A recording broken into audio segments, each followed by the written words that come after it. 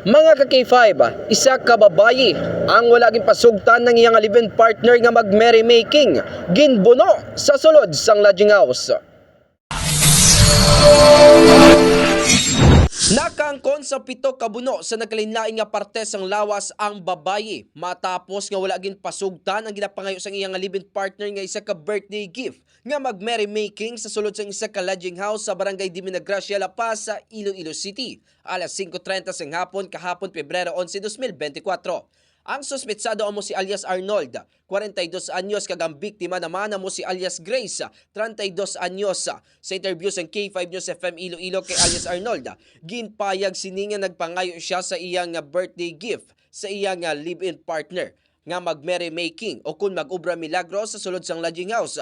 Apang nga wala inigin panugutan kag iniman ang ginaligar nga gusto na sang babae nga magbulag sa iya. Dugang pa sang sospetsado nga dito yan naging buno ang biktima bangod nga nagdulom na ang iya nga panulukan. Sa karon nagapadayon pang pagpabulong sang biktima kag ginaulat na lang ang desisyon sini kung magapasaka balas ang kaso batok sa sospetsado. Balita nagikan sa distrito sang La Paz. Ako si K5 Eric Cañizares para sa Kampiyon nga Balita, Serbisyo Publiko kag Kalingawan sa Iloilo.